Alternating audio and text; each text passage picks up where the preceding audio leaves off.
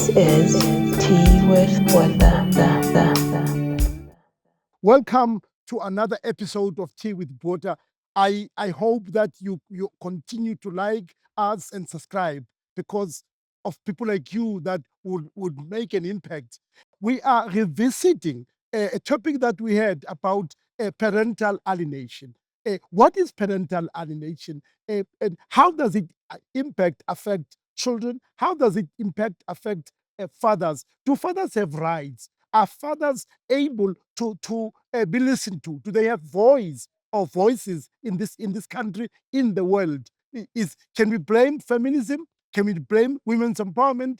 What do you think? And I have to help me to go through this. I have phenomenal two guests. One of them you should be familiar with, had joined us earlier, Lehlohonolo, and I want him very briefly to remind you of who he is. And we're also joined by Gary, who will have an opportunity to meet with him. And I would want you, please, to join me in welcoming Lehlohonolo again. Mfowethu, thank you so much. Welcome again. To those who don't know Lehlohonolo, who is Lehlohonolo? What does Lehlohonolo do? Thank you very much for having me in the show. Lehlohonolo Mazindo, I'm a registered counselor by profession, registered with Health Professions Council of South Africa. I'm also a relationship therapist and a mental health practitioner.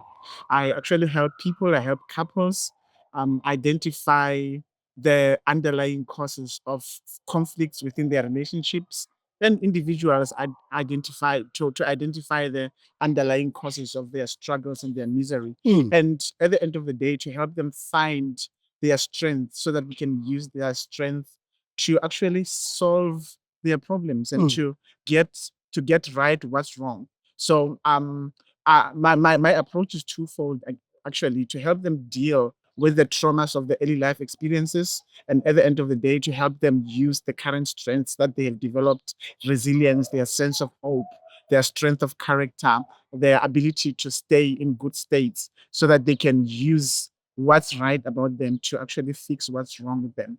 Basically, I'm a mental health practitioner, helping people with their mental health and their relationships. Thank you so much, Shoni. And once again, welcome. We will, in fact, are looking forward to have a conversation about parental alienation from your point of view, from your work situation. And Gary, welcome. And because it's the first time that you are meeting with you on Tea with Botha. Who is Gary? Where does Gary come from? What does Gary do? And why do the work that you do? And by the way, your organization, its name, and what you do, and who is Gary? Mbuyiselo, thanks for the opportunity to be on your show. My name is Gary Da Silva. I'm National Chairman for the official Fathers for Justice South Africa. We campaign for the rights of the child to have automatic contact care, guardianship and maintenance with, by and of both biological parents at all times from birth, irrespective of marital status, culture, tradition or religion. And I'm a father's rights activist. I've been doing this work going on 24, 25 years now. I was a public relations officer for what was then Petersburg Child Welfare, now Polokwane.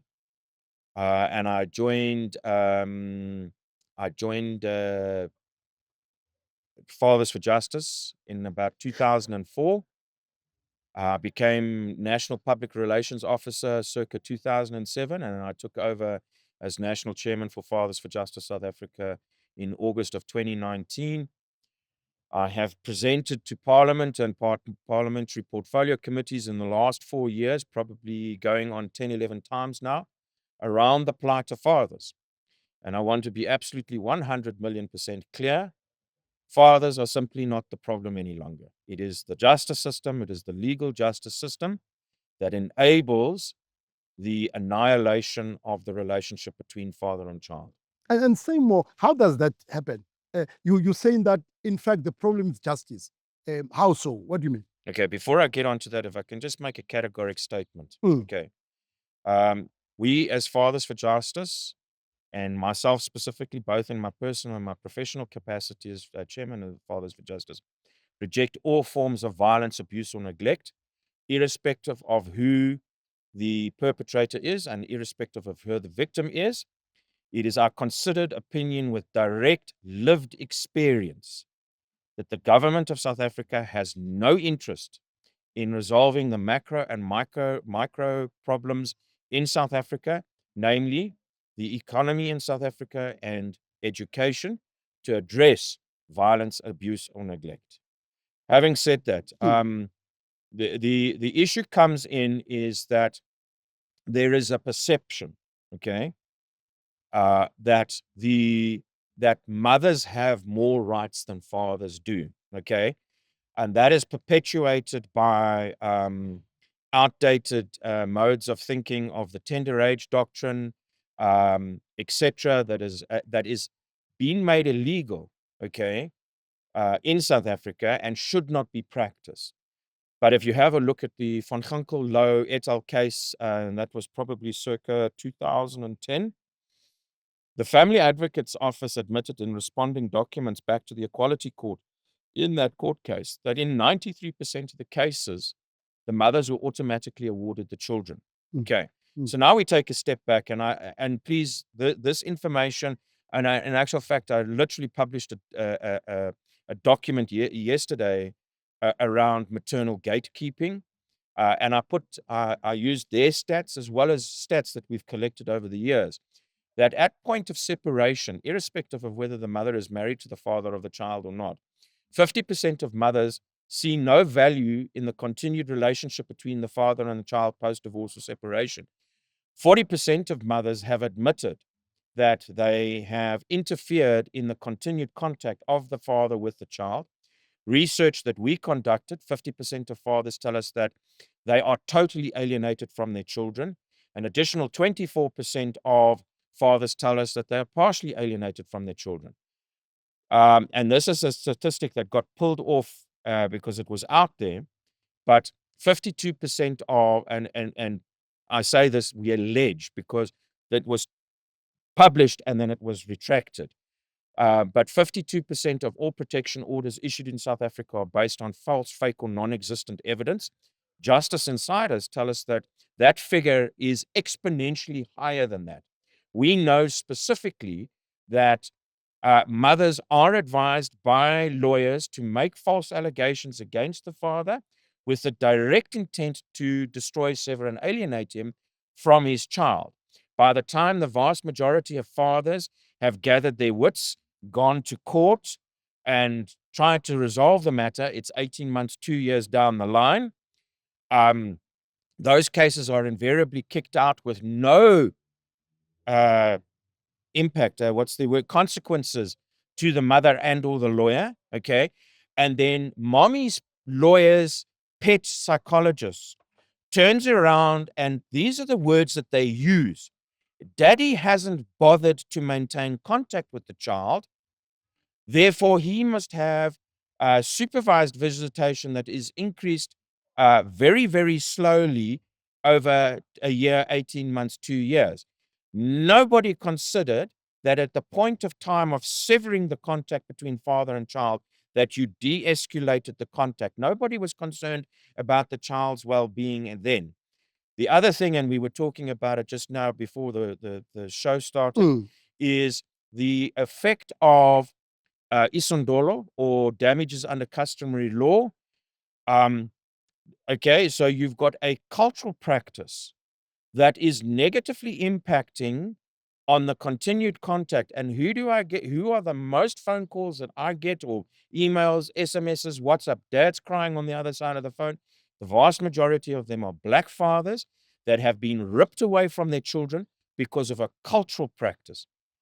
Circa 2015, they did say that isondolo, or damages, must be paid, but you can't segment a certain portion of the population out and say you've got an additional legal and financial responsibility to pay in order to get contact with your children, where other unmarried fathers do not, from other ethnic groups, do not have to abide by that.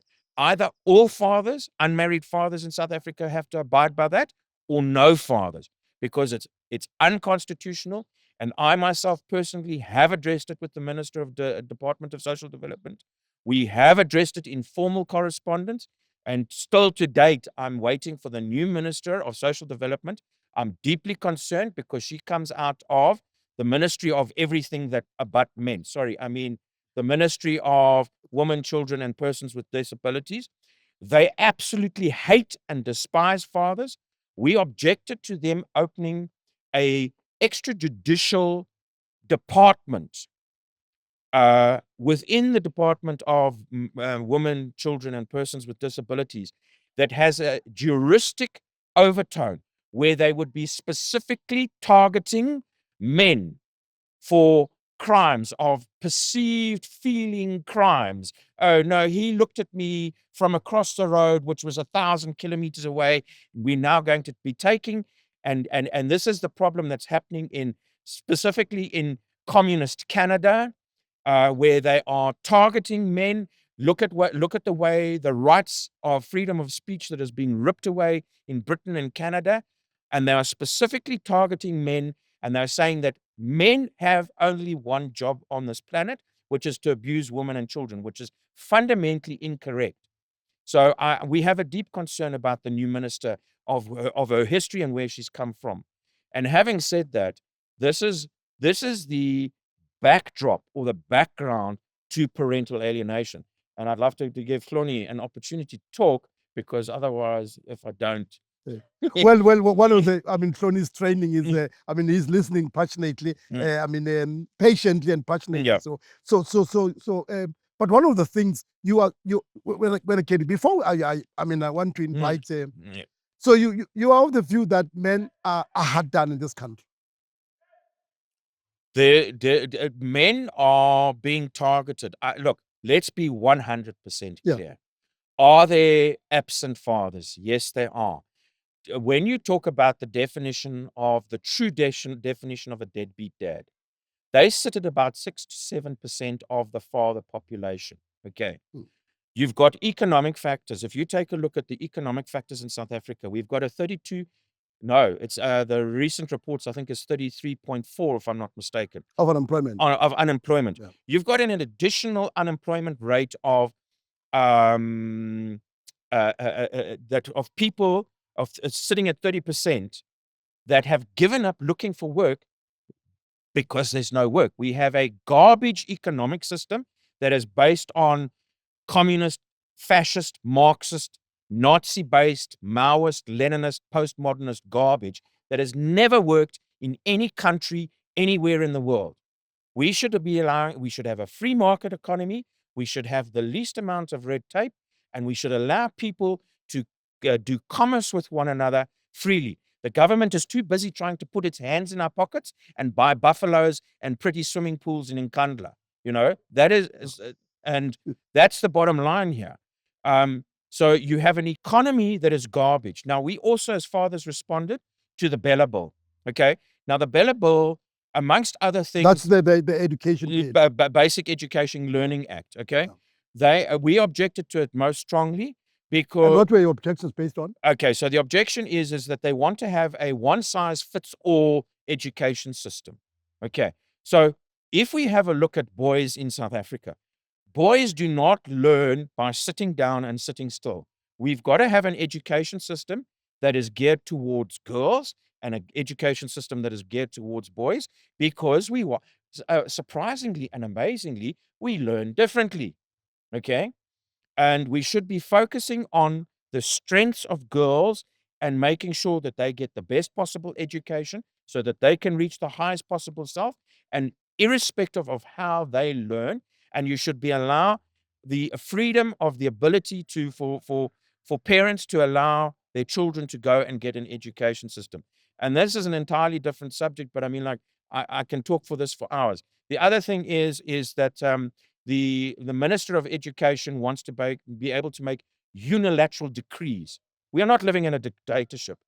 Okay, we are not living in a communist dictatorship. Okay, yet.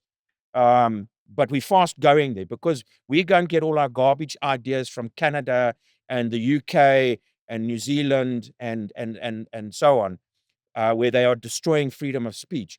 But the bottom line is that we have an education system that is focused on teaching our children false biology and science. We have a minister who is not a doctor wanting to perform medical procedures on girls. Yes, it's abortions. They do not, and it is not up. It's not up to the minister to involve herself in family-related matters. If the girl child is pregnant, okay, that is up to the school or the teacher to point out to the parents, your daughter is pregnant, and that is the school's job done. Okay, they want to now be able to remove those girls, perform medical procedures on them without the knowledge and or consent of parents. And the government is involving it's involving itself too much in things that don't concern it. I see. Okay, but anyway, that's an entirely different conversation. Yeah. The bottom line is that, you know, I mean, like, you take a look at, there was that Gillette advert, you know, or the Gillette advert that came out about 3 or 4 years ago. Oh, men are so violent, boys are so violent. Garbage. That's the way we interact. We are boisterous. We engage each other with rough play. Okay. So are you saying that it's and maybe that, as you said earlier, it's a topic for another day. Yeah. Are you seriously, Gary, saying that? I am baffled by the argument. Are you saying seriously that we are inherently violent as men? No, we are not inherently. Men are inherently violent because guess what? It was up to us to protect and provide for the for the community. And if you go and have a look at the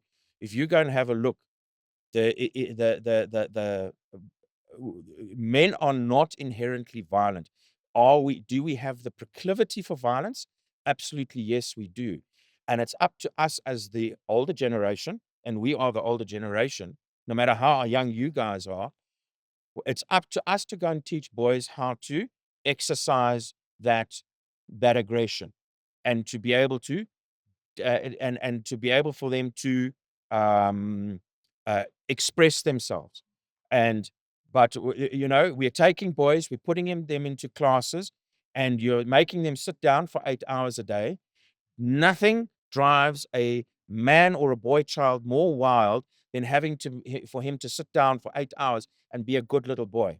The fact that we've got an education system in South Africa that only works for about 30% of the population. Okay, so let's have a look at the statistics around that. You go back and you have a look that on average, there's 1 million learners that start their school career. You've got a 300,000 children on average that write their matric with between 74 and 84% pass rate. So we lose 700,000 children every year, and then we've only got, of that 300,000, okay, you've got approximately, if you take the statistics of how many of them pass, you're only getting 24% of those children through the school system.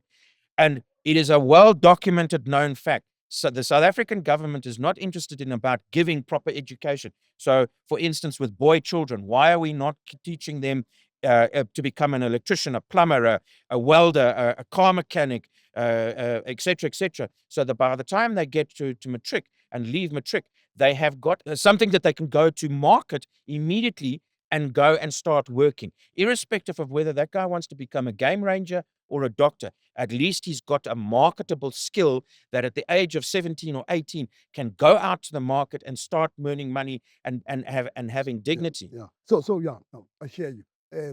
Tony, do you really think that Gary is saying that, and maybe to recap, that women are to be blamed for parental alienation In the main.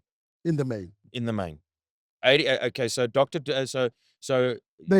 means you're saying that they have no interest in men connecting with their okay, children. so if you take a look at it, but according to Dr. Pinky du Toit of the Sinnerville Center, she came out in an article in the Citizen about 2 years ago. I think it was the 15th of April, if I'm not mistaken.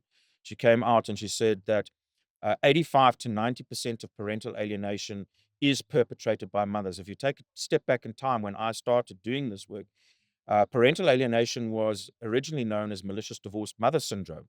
And of course, the feminist malicious divorced mother syndrome. mother syndrome. And of course, the feminists had a huge fight about that, and it was changed to malicious parental syndrome, malicious parental divorce syndrome, and it's now known as parental alienation syndrome.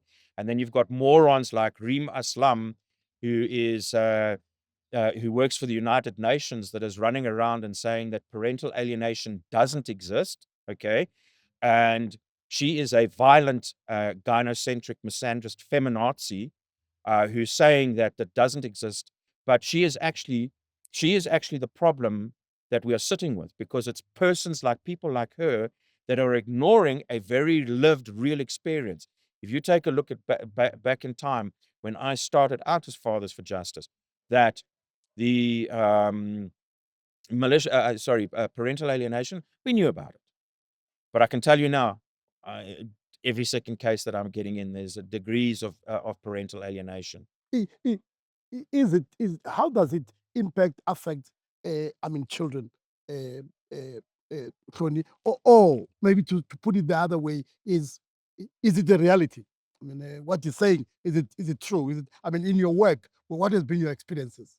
Yeah, parental alienation is more prevalent than we are willing to accept. It is actually the elephant in the room that we are happy to ignore and dismiss as fathers not want to be present for their children. And there are those fathers who, even if the mothers beg them to be part of their children's lives, they just don't.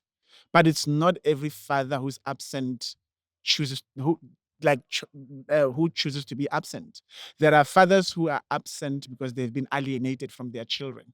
And parental alienation is a very complex and complicated thing to experience, because it's not just something that's very obvious. It's very subtle. It's insidious. Yeah, it is, definitely. And it happens in very indirect and devious ways.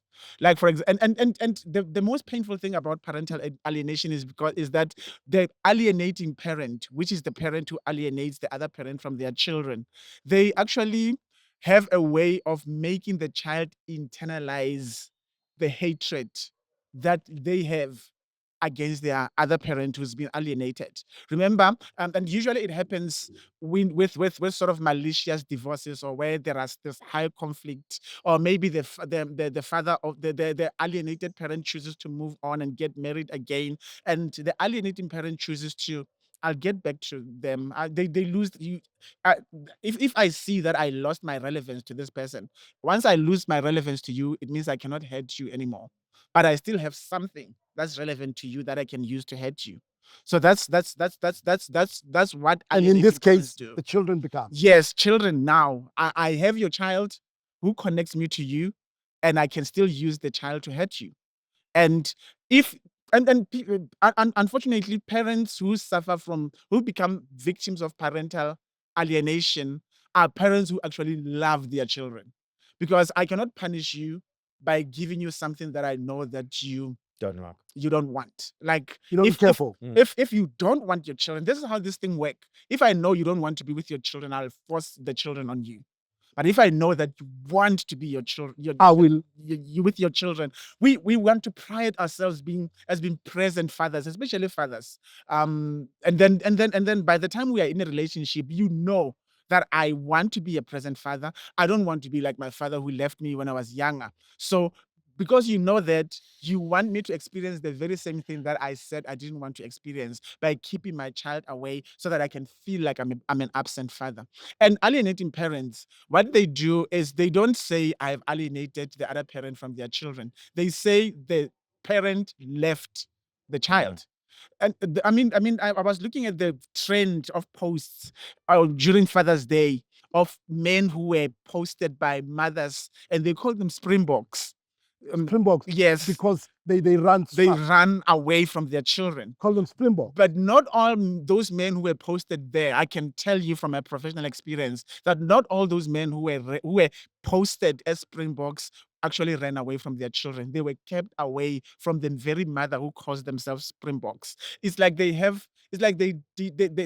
deception it deceives only even them. They forget that I'm the one who kept this man away. Unfortunately, we don't have a justice system that is strong enough to enforce that. We have court orders. The court can issue a court order that says you have the right to visit your child, you have the right to call your And child. there's an agreement. And There's a settlement agreement. yes, Yeah. even if there's no agreement, but the court, if the court orders that the other parent sees the child, that has to be So there's that no has to be enforcement. adhered to. There's no enforcement. Why do you think there's no enforcement? Because the alienating parent would be say, if the alienated parent goes with the police, who are the law enforcers, to the alienating parents, the police will say, why are you alienating, or why are you not, are you refusing to let this person see their children? And the alienating parent will be saying something like, now am I the one who's refusing this person to see their children? This person is the one who refused to see their children. I'm tired of running after a person who does not want to take responsibility of the children. That's when you said it's subtle. And now, That's- yes, it's and now the police will say to the person who went to them, saying, this parent is alienating me from the children, and I have the court order. They will say, you are wasting our time. You are actually the one who doesn't want to see your child. Why are you involving us here? Then they will believe. I mean, alienating parents have ways of making their stories believable, even to the police, who are, let me say, too lazy to do their investigation. So they thrive on victimhood. Yeah, definitely. They Yeah. play victims. They use deceptions. They use exaggerations. They use omissions. They use distortions to make people believe that this is the person. I mean, you can go to social workers as an alienated parent. They will tell social workers that I'm tired of getting this person to try to see their children. Now, when I've finally accepted that they don't want to see their children, they want to come in. And then guess what? Even social workers would believe the alienating parent. And that is why that is what makes it absolutely difficult to handle for the parent that is being alienated. And I'm using the alienating parent and the alienated parent because it happens to both genders. There are mothers who are being alienated from Correct. their children by the fathers. And those fathers would, and they use various means. They influence children to hate their mothers. And there are mothers who influence children to hate and reject their fathers. So it cuts both ways. Yeah, it goes both ways. But the majority of people who are being alienated from their children are fathers. Mothers are still alienated, but the majority are fathers. And because fathers are the easiest target to hate. Mm. They are easiest people to hate. So we can dismiss it. No. This person is not being alienated from his own children. I mean, there are people, even celebrities, who make posts that even though I'm denied access of your access to you, I still love you. They make posts like that, and they receive attacks from the community that's saying, oh, you have to cross the wall of China to fight for your children. It's not that easy. It's not that easy because this person that you are fighting against is still a mother to someone that you call your child. Your child will be traumatized seeing you come with the police to come and or maybe trying to do everything to force them out. And even sometimes if the police does take the alienating parent to jail, that will be your child will be experiencing that as my other parent is in jail and it's because of you. So which will reinforce the yeah. alienation.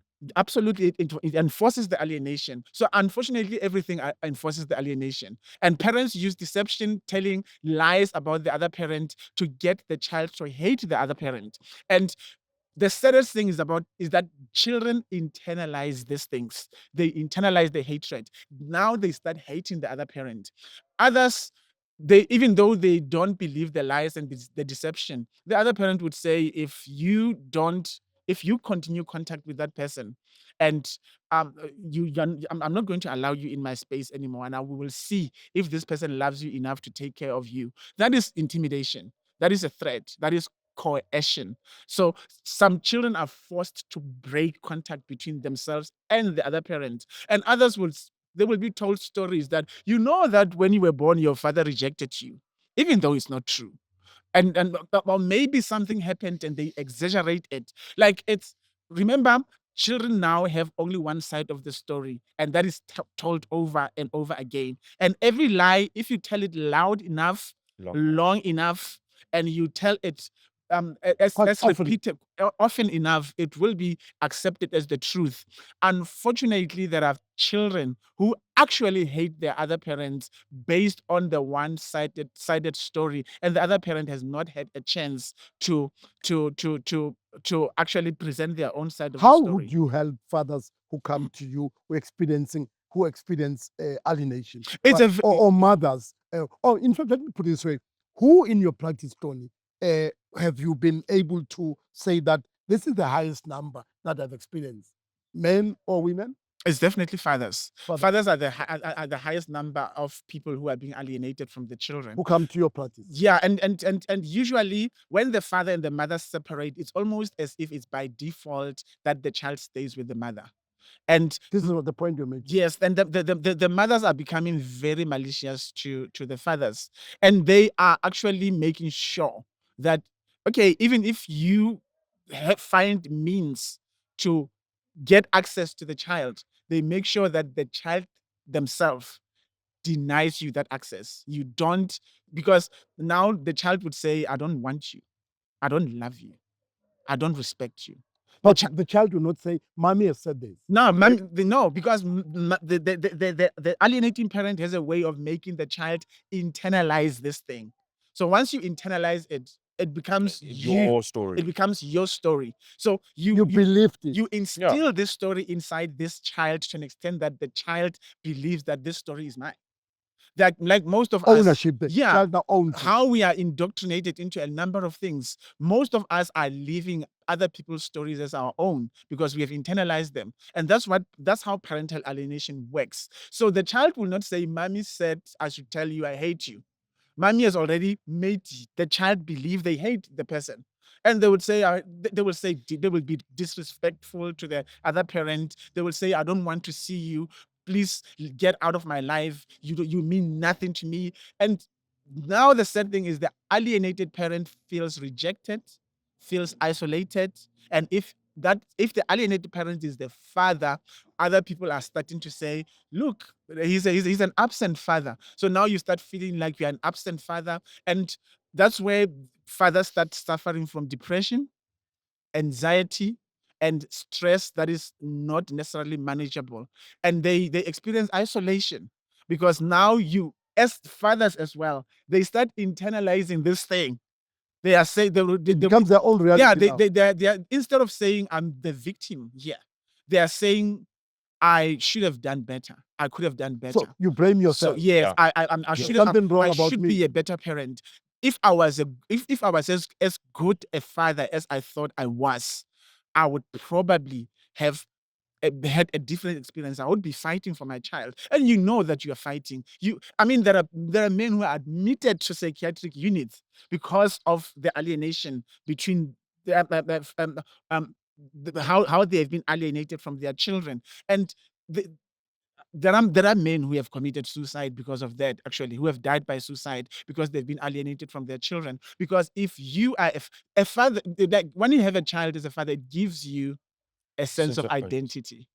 And now when the child is taken away, part of you is ripped out of you. You don't even know who you are anymore. And you don't, because our children give us a reason to live. Our children, like, we live for them, we work for them. When work is difficult and stressful, I think about my children and I get a new strength. But if I'm working and I'm working and I'm working, and there's no child who I have direct contact with, who will come running to me and say, Daddy, like they used to, that becomes very depressing. And it doesn't only affect the parent who is being alienated, it affects the child the most, because when growing up, the child will grow up with resentment, not only for the alienated parent, but for the parent who the alienating parent as well, because as they grow older, they find out the truth for themselves. And they are starting to say, you have misled me for a number of ways. You made me hate an innocent person. And now they come back and hate the very same person who alienated people. But they still can't find a way to love the other person. Now the children end up being alienated from both parents. Now they don't trust their spouses. They are afraid to get married. They become promiscuous, get into multiple relationships. They can't hold their relationships together. High Their crime rate, marriages fail. The crime rate failed increases. education. Like it's a lot of things. These children now grow up with depression. They are addicted into substances. Now they become they live far less than their potential because they have been affected by and they end up being confused that, you know what, I've known this person for at least the first 4 years, but what I believe about them is nothing like how I have known them, and that becomes confusing. And at the end of the day, they become they get in the middle. And because I know that if I can show any form of love and support for the alienated parent, I'm going to be alienated from the alienating parent themselves, because it's just that, I mean, these people, they will make you feel you need me. Without me, there's no life. You can't do anything. And if you go to that person without me, you're going to suffer. I'm going And to if you withhold come back to certain me, things. yeah, I'm going to withhold certain privileges. That person must. You see, can you see? I'm buying clothes for you. That time, it's maintenance money from the alienated parent. But That this the child is parent- not told. Yes, the child is not told that this actual money actually comes from your father. They will say, I'm the one buying you clothes. Can you see that I'm the one buying you clothes? Who's going to buy you clothes when when I've rejected you because you have gone to your father? Do you think he loves you enough to do that? He told me to my face that he doesn't love you. And then those are deceptions that are used, and force that is used to make this child eventually internalize the hatred that they have against the other parent. And reuniting that parent with the child take a lot of therapeutic Have you been in experiences as well. situations where children have been alienated from their parents? Have you been in, been in contact with them in your practice who would say that, you know what, I hate him for what he has done to my mother, or I hate her for what she has done to my father? That thing comes out a number of times, especially among young adults to middle adults, who say, I wish I had a privilege to decide for myself who to hate. If I did, I would have hated the one who caused me to hate the other. And that comes out a lot. And at the same time, I have cases of mothers now who come crying to me, and they say something like, my child or my son, it happens for both sons and daughters. My child left me a note, took all their things, left, and went to be with their father. And this is the father that I thought I actually got rid of.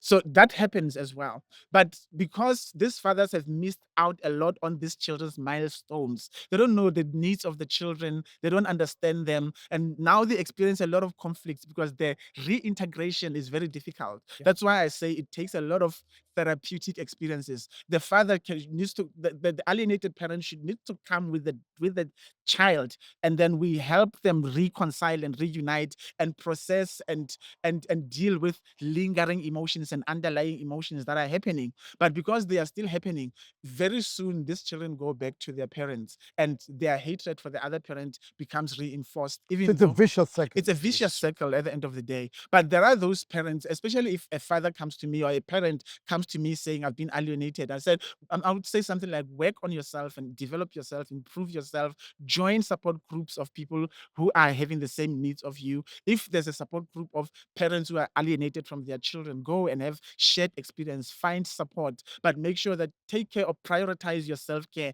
take care of your mental health, so that when the child comes, and they don't find reasons to leave you. They find you strong and solid enough, matured emotionally, to handle them, and to actually say, I've missed out on the years of your life, but I'm willing to know you. I'm willing to open up to you. Let's spend more time together. Let's talk about what you like, what you dislike, what have you been happening, what emotions have you harbored and you're not able to express. Allow them to even say all their frustrations, and don't be too quick to dismiss their accusations and justify yourself. Just validate their experiences first, Mm. that they have been You've got through to these let them, experiences. you've got to let them release. Yeah, anger. let them release those emotions that they You feel affirm harboring. their Yeah, and validate them, and don't try to don't be too quick to say, but your mother was lying and it's because of your mother. Don't, because if you blame the other parent, it's like you are reversing the same, you are doing the same thing in reverse. You are double victimizing the child, because now you are causing them to hate the other parent. But focus on you and how you can make things better for your child. And 99.99% of the time, even these children who have been alienated, one day they get out of the house and they go and want to be with that person who has been alienated. But once they come to you, make sure that you don't prove Yeah, the other parent yeah, right, yeah. that these people were right all along to hate you. Make sure that you have enough sensitivity and understand that this person has been through serious experiences. So I have to open up to them and be willing to be attacked, hurt, be vulnerable. yeah. And because now you're allowing them to speak their own perspective. Because if you are too quick to address it, they will shut down. They will not give you all the reality that their experiences. And you will have very limited information to deal with in addressing the children's emotions and feelings and experiences. And yeah, be So, open, yeah, open your ears, listen, listen more than you teach, you correct. I mean, listen and learn more than teach and correct. so no blaming. Yeah, no blaming, you say no condemning. yes, no vilifying the other yeah, parents, and yeah, but Which just is very difficult. which is very, very difficult. what makes it difficult? Both Yeah. of you. What makes Yeah. it- Well, because I mean, like, because the thing is that the other parent, and maybe we need to take a step back, Mm. because parental alienation is the emotional, psychological, Financial. financial, physical, mental, sexual, blackmail, coercion, and intimidation of the child. Okay, so if you have a look at how people are coerced into religious cults, and how people are coerced into sex slave trade or pedophilia and so on and so forth, they are both the exact same methodologies that the alienating parent uses. And let's be clear about this. Parental alienation is child abuse. And it is, as I've described it, it is the mental, physical, sexual, financial, uh, blackmail, coercion, and intimidation of that child. You are a child abuser. And we have communicated with the Department of Social Development. We want that parental alienation must be criminalized. Okay? And we are categorically clear on this point. Parental alienation must be criminalized as child abuse, and not only the perpetrating parent, but his or her lawyer, advocate, psychologist, and social welfare worker must go to jail. And we are saying that the professionals must be stripped of their ability to continue practicing their particular profession, whether it's lawyer or psychologist. Okay. And we are also saying that judges and magistrates must be forced to automatically apply the prison sentence, and they must not have any discretion in applying the sentence. Okay. Because of what Hloni has just gone through now, about the amount of abuses and the emotional impact. Emotional impact. And we are very clear. We submitted, as Fathers for Justice, papers in 2019. Me, myself, I have stood in front of the Minister of the Department of Social Development, and I have presented to no less than 8 different portfolio committees, and saying, you cannot continue to blame fathers for this nonsense if you are not prepared to put strict guidelines in. We are very clear that and we sat down with the Center for Gender Equality in 2019 as well, and we said that sections 19, 20, and 21 of the Children's Act are unconstitutional because it separates mothers and fathers out from one another. Either I am the parent to that child or I'm not.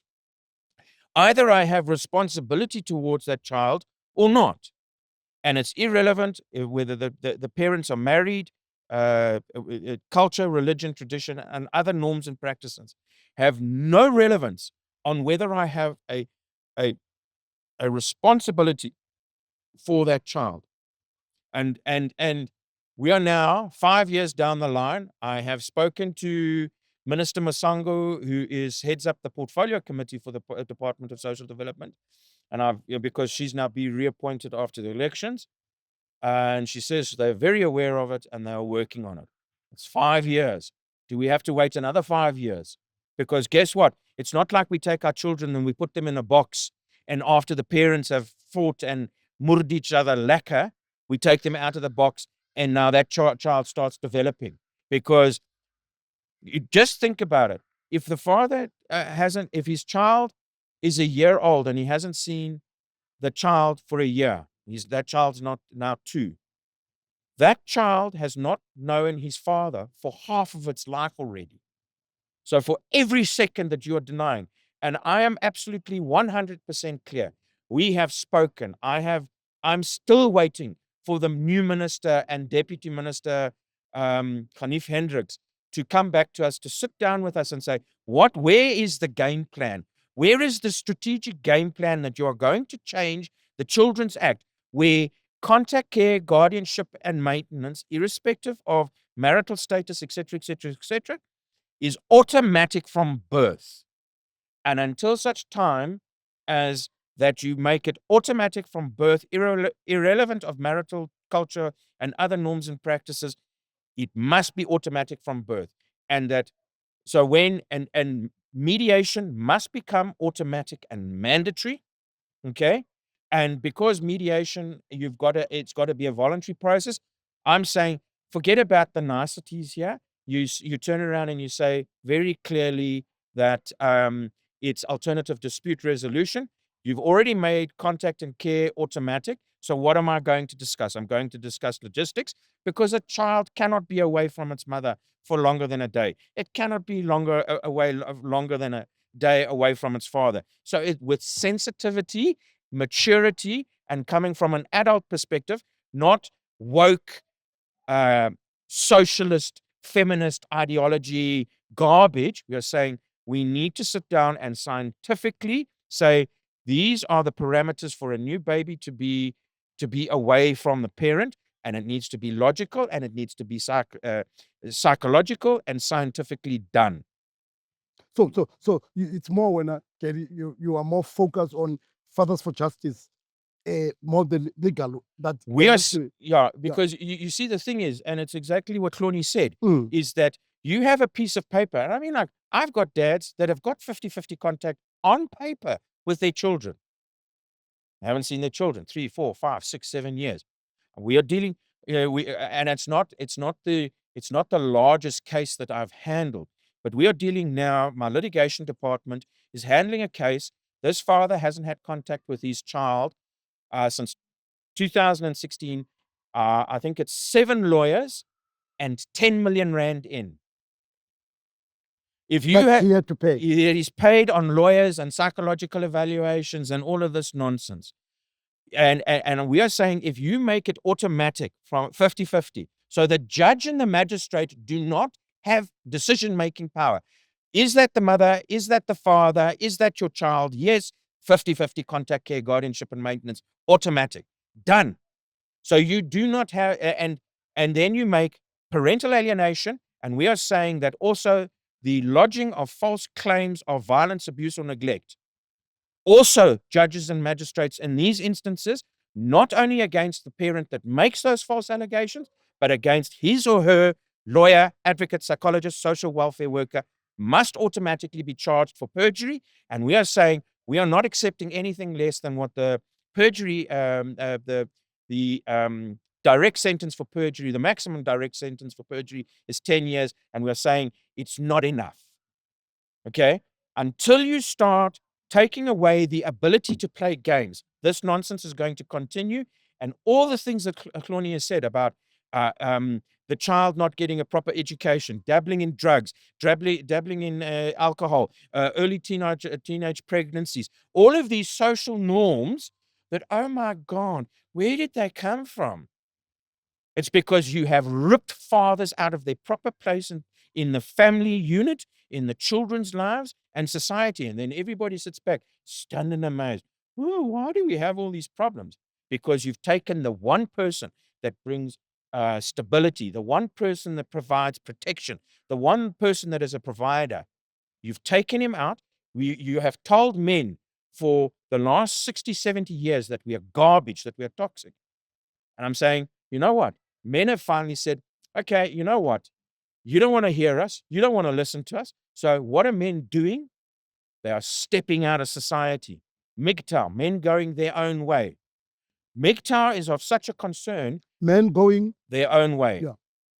MGTOW is of such a concern that the Australian government, because who is the highest earners and who is the highest spenders in any given community? Who are they? The highest earners are men, okay, but the highest spenders are women.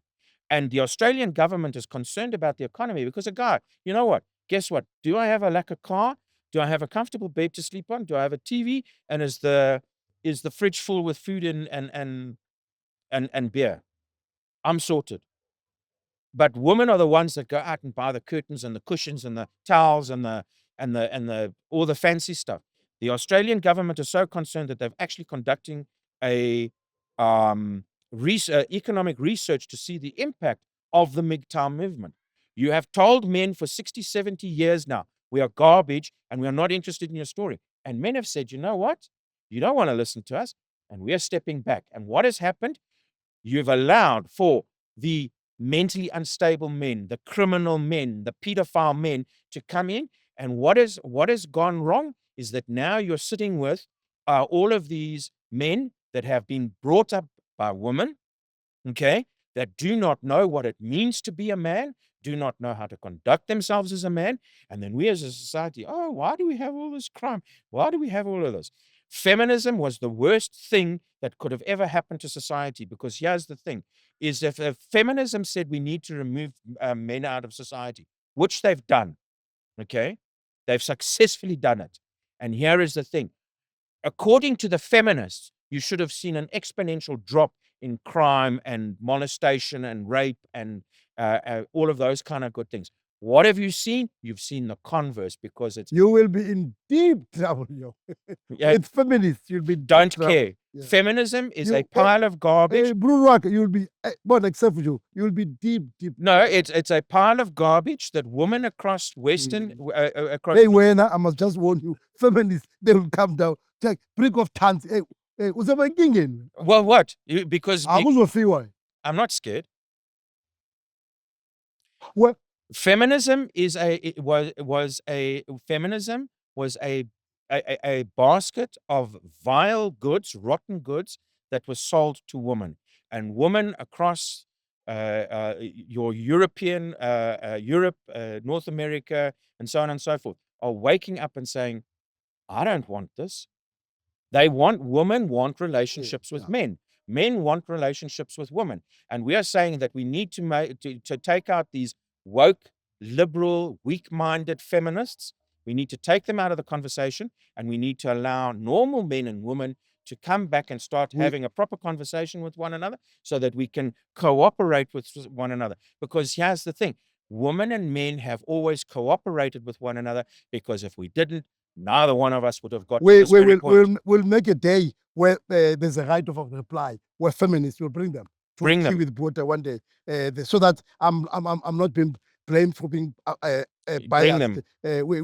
I'll also bring you. Bring them. But I'll make sure that the ring is quite, or with a setting. I'll talk to the producers that when the fight happens, there's no blood on the floor. But that's a story for another day. Tony, I've said that I will bring those that regard themselves as feminists to defend themselves. But share with me, what do you think of what Gary opines that the problem, in fact, of father alienation, and I hope I'm not misrepresenting you when I get it, that feminism is in fact to be blamed. Do you share those sentiments? Not feminism. Not all of it can be blamed on feminism, but it's your legal justice system. and feminist, you've got a highly gynocentric, misandrist justice system that have been trained and skilled to target fathers. They have been specifically targeted to remove fathers out of the family unit, because once you've removed fathers out of the family unit, you have a destroyed society that you can manipulate. What's your take on it? So- Well, we cannot deny that the universe itself has a very, very rich history of patriarchy. And patriarchy is the system that was made to keep men superior to women. And in its inception, feminism, what it started was just to try to sort of demolish the system of patriarchy by saying let's address not only the imbalances between men and women, but the imbalances between people and the other ones who are marginalized. So when it started, even now in psychology, we still use feministic approach to address imbalances, to advocate for people who are not favored by privilege and power, whether they are males and females. So it has gone beyond gender within a psychological perspective. But there are people who call themselves feminists who have actually missed the point and who have spread toxicity throughout the world. Now they are how I see it, I think to a large extent I share sentiments with Gary, because every system, everything, when we bring changes, sometimes because this thing has been in the extreme, we bring changes by taking two things too far to the other extreme, which is equally bad.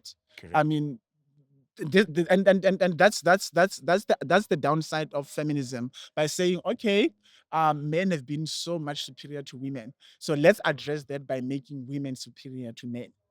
But that was not the original intent of feminism, was to say let's bring balance. So I think this thing was going to oscillate in both directions. It needs to, Until a sometimes middle path. it finds some balance. But I do agree that yes, we still have very, very, very prevalent effects of patriarchy, and now we have feminism. Now it has become two extremes, and we have to be somewhere here in the middle. path. We have to be in the middle path. Yeah. Where- Okay, so can I just sorry, okay, Mabi, all right, okay. the Duluth method was developed in the 1980s on how to determine whether there was violence and abuse in a domestic violence. And the Duluth method says to us, it is only possible for women to be victims, and it is only possible for men to be the violators. And that is not borne out by the statistics. Okay, and we are still applying the Duluth method today. Okay, are there violent men and out there? 100%. But we should be addressing those violent men. What you are doing is that you are taking, if you take a look at any given society of men, you're looking at somewhere between 6 and 11% of men are violent and abusive. So because of those men, we're taking all the other men and we're saying you're all garbage, and let's all kick you all into touch. And then you sit back and say, oh, look at all these absent fathers. Look at all these men that don't know how to communicate, etc., etc., etc. All the complaints. 100%, I'm absolutely saying that there is violent and abusive men, but it is not on the degree that the government and the feminists would have us believe. And what Cloney is saying, we need to bring it back to the middle, and we need common sense. And I'm saying that we need to remove the screaming, petulant morons out of the kitchen, and we need to get the adults back in the room, and let's start engaging, because guess what? Men and women actually like each other. Surprise, surprise. I don't know if anybody's figured that out. Okay. And we need to get the adults back in the room, and let's have a proper conversation. Let's start looking at proper families, proper family units, and having a proper working society. We need to get rid of the idiots. What do we do with parents who are alienated? Is there help there? Is there hope? And this goes both of you. And also, I mean, where do people go to speak or to find help if there is? to Fathers for Justice. And then your take, Tony. Yeah, I want to start by expressing a concern, actually. People would say, especially to alienated parents, why don't you fight for your children? The question is, why do you even have to fight for your children? Correct. Why do you have to fight to be a parent to your children with the person who does not have to fight to be a parent with a child? So we don't have to be brought into a position where we will have to fight to be parents with our children. We only made love and the children were born. We both made love. Nobody has earned the right to be a parent more than the other. So we need to consider that instead of asking why don't you fight for your child, let's ask why do you have to fight for your child? Why have you been put in a place where you have to fight for your child? And parental alienation, okay, we can ask what we can do to the alienated parents. Unfortunately, our children need us more than we don't need our children. They need us. And it's our parental instinct that forces us to take care of them. That's what breaks us. Our parental instinct has been violated. Our need to take care of our children has been taken away from us. It hurts us, yes. And that's why we end up being depressed when we are alienated from our children. But it is the children who suffer the most. That's why I agree 100% with Gary when he says parental alienation is actually child abuse. In as much as we need to provide support for the alienated parents, let's ask how do we rescue these children from this jaws of a lion, of a parent who's supposed to be loosening the grip but is tightening up and breaking the bones of the child you are supposed to carry in love and in tenderness. I think alienating parents hate their children. Yes. They They hate do. their They children. despise their children. And actually, they love themselves. They hate their children. So it's an element of selfishness. Yeah, No, definitely. narcissism. Definitely. And it's also a trauma response. Some of them have the wound of abandonment. They felt abandoned when they are children. Now, the very same wound of abandonment is what led to the relationship between this person and the other parent breaking up in the first place. Because that wound and fear of abandonment, it will treat you as if you are going to abandon me, even if I don't give you, even if you don't give me any evidence that I will. So at the end of the day, it affects the relationship. And now this parent says, okay, my partner has abandoned me, just like my father or my mother, or I was made to believe my father did. And then this child is also going to abandon me.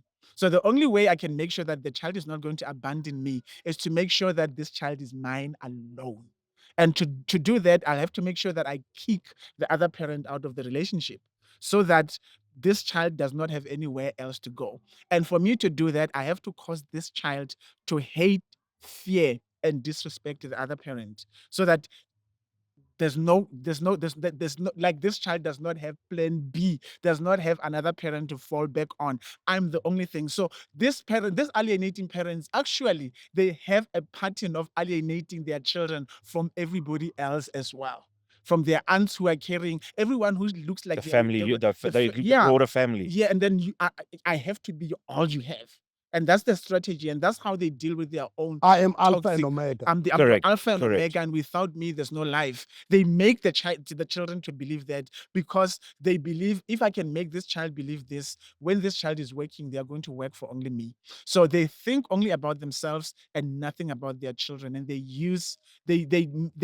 actually meet their own needs at the expense of their own children. And between the alienated parent and the child, it is the child who suffers the most. When two elephants fight, the Yeah, first gets hurt. correct. Absolutely. And where do fathers go to be in touch with your organization? Okay, so it's www.f4j.co.za, or they can also get hold of me on via WhatsApp message, 066 331 8972. If they WhatsApp me, I will, with their full name, surname, working email address, I'm going to send them 2 emails. One is what we do and how we do it, and the second one is a set of questionnaires along with the cost to do a consultation with us to understand whether it is mediation, litigation, or a combination of both. We do charge for our services. Okay, at significantly reduced rates. Please understand that, at significantly reduced rates than that of what lawyers, advocates, and psychologists charge. Can you give that that information again? www.f4j.co.za, and it's that number 4. So f4j.co.za. And then 066 331 8972. WhatsApp messages only, please. And where do people who are saying that I'm at my wit's end, like the world is crumbling, I want help, where do they go to for psychological, for emotional support?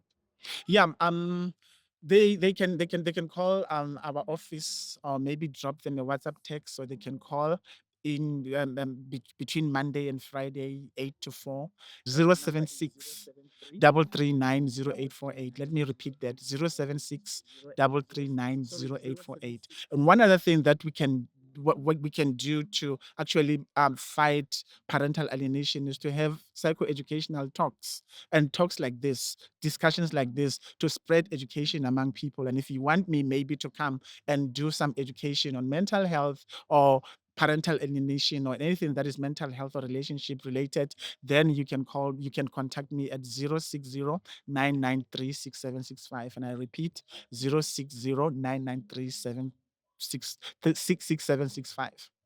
I hope you enjoyed these discussions. Not easy, complicated, subtle when we talk about parental alienation. And I hope that we came across as not blaming or bashing either parents that are alienating, but to say, how do we find a solution? How do we also make sure that we make it clear that at the core of it, it's about what is in the best interest of the child. I hope you are able to like us and able to continue to subscribe so that these discussions we continue as a country, as society, in ensuring that we build families. Thank you for joining us.